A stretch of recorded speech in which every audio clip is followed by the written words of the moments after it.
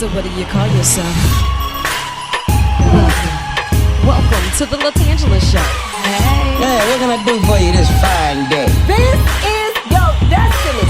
Hot, hot, hot. Right now. Welcome to the LaTangela Show.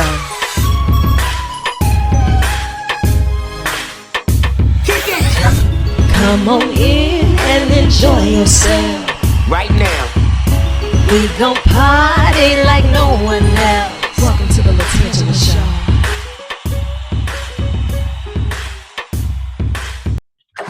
Hi, and welcome back to another episode of the LaTangela Show podcast. Today in the hot seat on the tan line, it does my heart well because this is like a family reunion. We have none other than Mayor Waits of the beautiful city of Baker. How are you?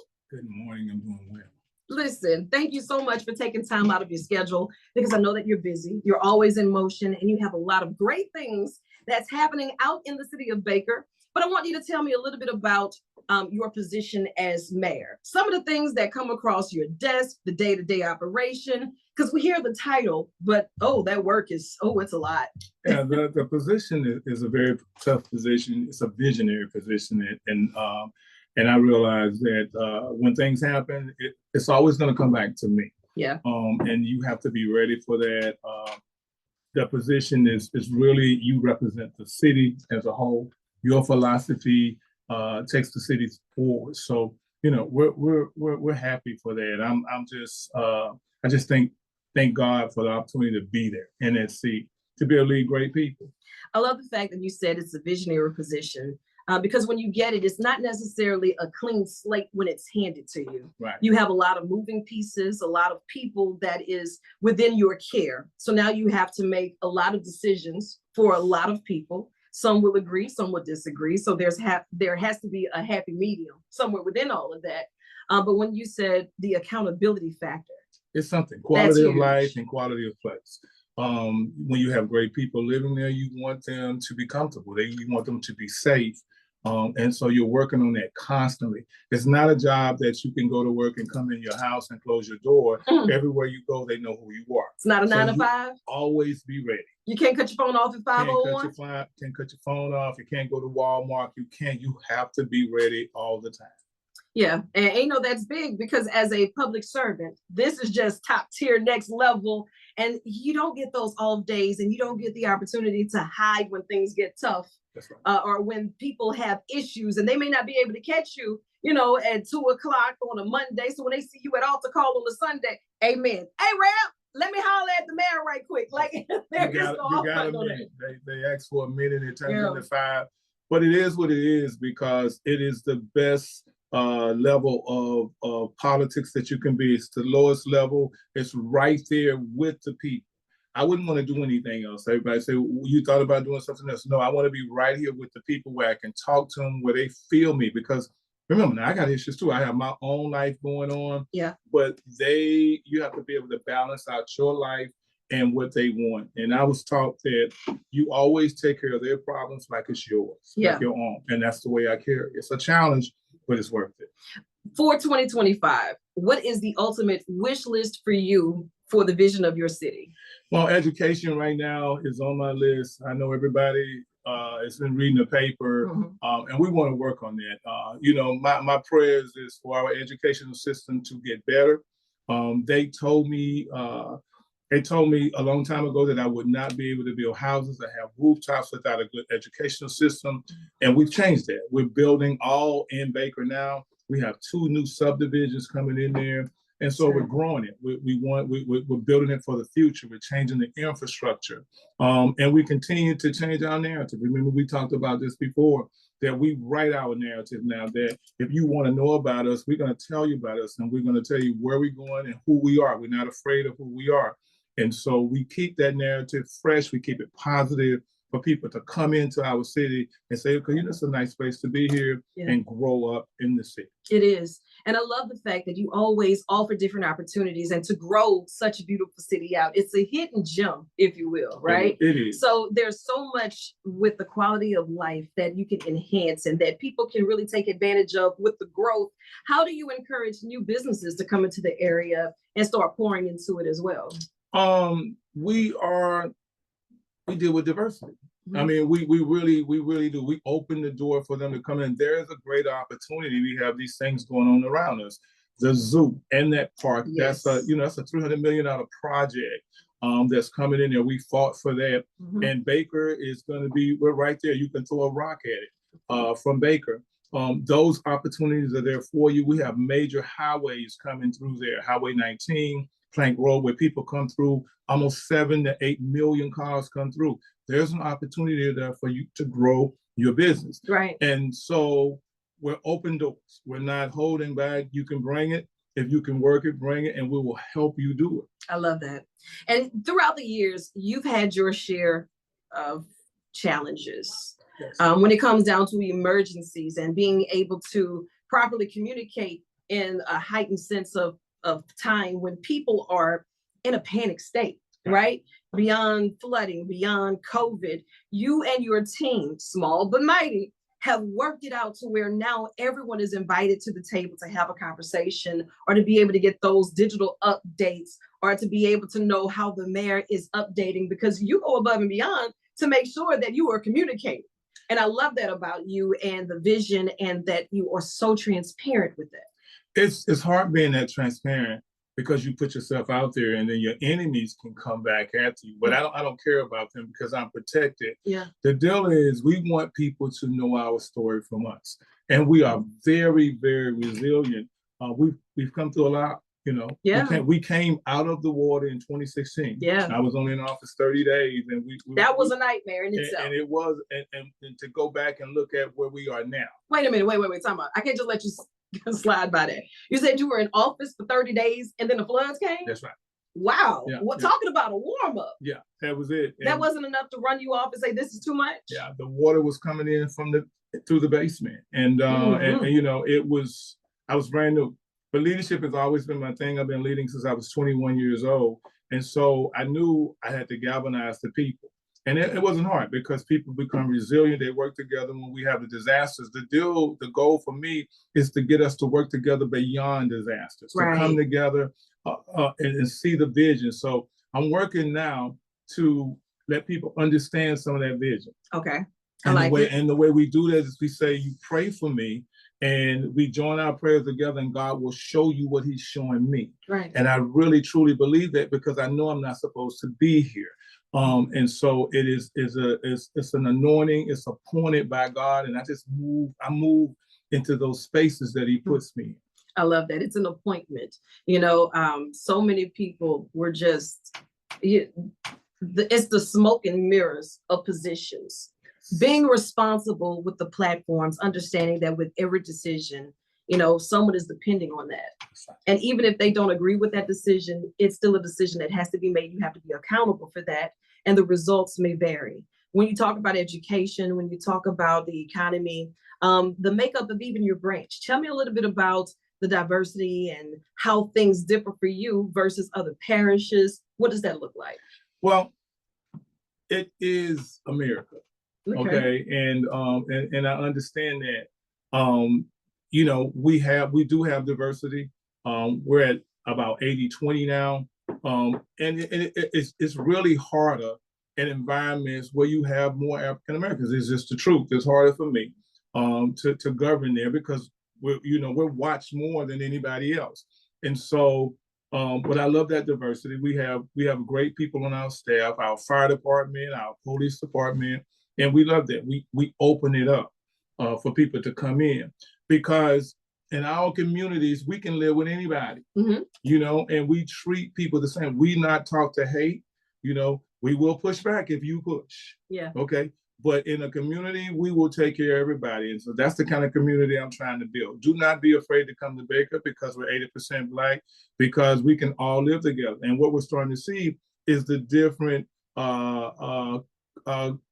types of, I guess, cultures coming in. We can see the Latinos coming, we can see the Asians coming, and what they want the same thing we want. It's the best education system you can have. They want to be safe. and they want to be able to get up in the morning and say, man, I live in a great place. Absolutely, that's fair. And when we start talking about those employment opportunities, right? You talked about your fire department, you talked about the police department. You know, in certain areas, it's hard to be able to recruit or even to retain. For those who may want to join those forces, do you have those opportunities available Those as well? opportunities are available for everybody that comes in there. I mean, you know, Chief Dunn he's a community leader. He's community police. And you know, we open up for everybody to come in to be of service to the people that's there. We don't hold back. Yeah. We're even starting a program for people who come out of the system. Mm-hmm. And because, you know, when people come out of the system, they never get an opportunity to get on their feet. If you don't give them an opportunity to get on their feet, they go back to what they're used to. It becomes a revolving door. It becomes a revolving door. Yeah. And because I'm from Jacksonville, Florida, from East Jackson, I understand it. I'm from the streets of Jacksonville, Florida. And so I understand and I see it every day. So we're working on programs to be able to help them. But if you can come in and pass those small qualifications, we will give you an opportunity to work for the next 20 years and have a retirement, have benefits, and have a good life.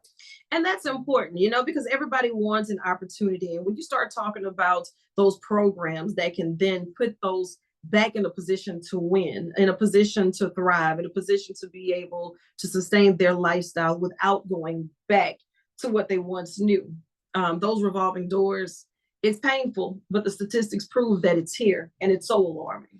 The platform that I sit on, that platform is made for that. Yeah. Because if you can help people who normally can't get that type of help, that's what you're there for. And so when you come to the city of Baker, you have to trust the fact that we're going to do everything to try to help you. Now, I don't make everybody happy. And I'm not trying to make it, and I'm not trying to do that. And I always tell people around me, if you want to make everybody else happy, you need to start selling ice cream. The ice cream man, everybody loves him. He's the best person. I'm not trying to do that. He is my favorite. Let's just be clear on that. He's the favorite. But what I'm trying to do is put us in a position to be here 20, 30 years from now. Yeah. We are always responsible for building the future because we've stood on shoulders of people before us who have gotten us to this because of their commitment. Well, Mayor Waits, what's one of your biggest challenges right now? One of the things that when you walk into the office, you know, you just have to sit there and just take a moment before you even hit that task. It's basically the internal issues that go on. Oh, wait, hold on now, wait now. I want you to say that with a disclaimer. We will not make everybody happy with this statement. That's okay. Right. Now continue. Yeah, it's the internal issues. It's making sure that we're serving the people correctly. Okay. Following the policies. And, you know, sometimes that doesn't happen. But when you run a business like we run, with the utility business and everything like that, our biggest deal is customer service. Always treat people and always take care of their problem like it was your own problem. Right. And so that's people on the bus. And in the book, Good to Great, they talked about being on the bus and understanding the vision. And so we put people on that bus. Now, if you don't want to be there, if you don't understand the visions, you can get out. And we'll give you a pat on the back. Thank you for being here. But those are the people we want committed to the cause, committed to what we're doing here. And so that's one of the biggest things. The other thing is getting the people on the outside, the people that live in the cities, the different cultures. Now you got the seniors and you got you have the 30 and 40s, and then you got the teenagers, and then you got people who come there, they work in the schools to get them to understand what we're all about. The culture, understanding the culture. Understanding the culture. So I spend most of my time in front of cameras, and people say, you're always here, you're always there. They have to see me because the message is still the same. Yeah, and it has to resonate throughout the entire community. Because if it doesn't, somebody's going to tell it their way, somebody else is going to live it their way, and then somebody else is going to view it a complete different way. That's right. And you're going to always have that. But if we stay focused on what we're doing here, always quality of life, always quality of place, always the best education that we can find, always having things to do for our kids, the new parks that we put in. We always keep our streets done. Most people get up in Baker and all they want, and I'm telling you, they don't bother me. If the toilet's flush, the water come on, and their lights is on, they're fine. Nobody's trying to break in their house. They go to work every day. And if I see them, we say, hey, most of the time they say you're doing a good job and they go about their business. And you're always going to have that small few. Right. And that small few, that's good. I like them. You know why? Because they keep me on my toes. Yes. And they keep you abreast of things that's going on. That's right. You know, and it's important because if everybody is ignoring the small issues, eventually become a big issue. That's right. And so we need somebody to tell us when a wheel is squeaking because we need to address that in the moment. Right. You can't let things linger. What's a highlight for you? You've been in this position for some time now, and I know it's going to be a lot of them, but if you had to narrow it down to just a highlight of being mayor of the city of Baker, what would it be? The prayer breakfast. Oh, talk to me. That prayer breakfast, that prayer breakfast has been going on for Baker a long time. Mm-hmm. We changed it. We've kind of changed it. We do a little things differently. I know you've been there. We do pray. Yes. We bring people together who pray. We're starting to pull people in from other parishes that come in and pray. I don't have a problem with that. People say, well, you're not supposed to mix that. How can you not mix what you believe? That's what I believe. And so that prayer breakfast, we want to make it when you come in there, you bless when you leave. When you leave out, you be like, man, they really pray there, and you take that with you as you leave out. And one of the things that's always been the highlight is former Mayor Sharon Weston Broom. Mm-hmm. Every time she comes there and she spoke there because she's a prayer. We pray together. Yes. We still pray together to this day. She lights it up. Yeah. I remember Lamont Cole being there. He lit it up. And you wouldn't think that these people in these powerful positions felt the same way you felt. They pray to the same God and They believe in it. That prayer breakfast, I look forward to that. When we come in there, we're fired up, we're ready to go. We're ready to bless people's souls, bless their spirit when they walk out. I love that. And, it's all about finding your source, how to tap in, especially when the world around you is so chaotic and everybody has their own narrative and everybody has their own agenda and everybody has their own way of doing things. You have to find ways to find your source, how to tap in to keep you going. Because if you don't get that happy balance, everything else is going off the rails. And guess who we're looking for first? Well, I'm coming straight to you. That's right. It's always tight. It's always going to be something going on all the time. And when I come to work, I understand that. But when I go home, I just try to leave it at the door. You can't do everything all the time. And I'm not afraid. That's when my time is up in the city. People always say, well, we're going to get you out of there. Well, you didn't put me here. God did. Yeah. And when it's my time, it's my time. And it's my time. It's my time. And so you just have to take it one day at a time, live it. And what I'm doing now is trying to enjoy this journey. Yes. Because I know that my time will be up. People don't know my story. If you know my story, then you can understand my heart. And I always say that, know my story and what I've been through, what I've come through, because I'm stronger from that story. Right. I'm proud of you. I know the hard work and the dedication that you have put in, not just for the city, but for our people, to make sure that everyone that's around you is elevated and they feel safe and they feel warm and welcome and invited to have a seat at the table. And if there's not a table, you don't mind saying, we'll stand up and we'll talk about it right here. Right. You create those opportunities, and I admire that about you. Now, I am going to hold you accountable to come in here and give us our updates. I know you're going everywhere else to talk to everybody else, but I need to see you at least once a month. So that way we can keep the dialogue going. And when things come, it's not you having to defend what it is. That's inviting everyone else to the table to say, this is what we're working on, and this is how we can do it in a collaborative form. And then, this is just an extension of your office. Well, this is an extension, but the friendship and the professionalism, professional friendship that we've had over the years, you've put me in front of a lot of people over the years, and I appreciate that. You're one of those people that always come back. You always call. You don't hear from what you got going on, and wherever you make a move, you make sure that I've been there. So you've been part of the growth of that city since 2016. Thank you. So you got to give yourself a pat on the back on that. I appreciate it that you use your platform to bring out the best in cities like mine. Thank you so much. It's teamwork. It's teamwork. I'm still picking the locks with my bobby pin. I'm looking for a key to the city. But in the meantime, look, I'm looking forward to coming back to some more of the festivals, the prayer breakfast. I see that you got a lot of construction going on. You're renovating schools, all the good things, all of the great things. And I know you have more work to do. So before I let you go, how can we contact you when we have questions? We want to ask the mayor, when we want to invite the mayor. Well, you can always get me through my gatekeeper. you know, and that's 778-0300.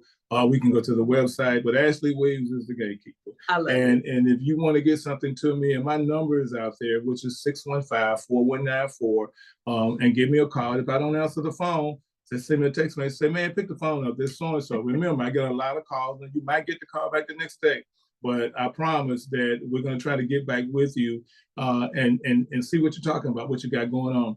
But understand this: if you want to be a part of something that is growing, that's going to be huge, come to us. If you have a business, come to us. We're not going to make it hard for you. You just bring your qualifications and be ready to go and have a plan. We're going to ride around with you and make sure that you got it, because we're the next one that's coming up. Understand that we speak from a regional point of view. Yes. Okay, so North Baton Rouge, there's nobody more north than Baker, Central, and Zachary, and we speak from that regional point right there. So come on in, come to that area. We got a place for you. Absolutely. Mayor Way to the beautiful city of Baker. I know you have more work to do, so I'm going to let you chase the sun or let the sun chase you. But either way, get after it. I love you, and there's absolutely nothing you can do about it.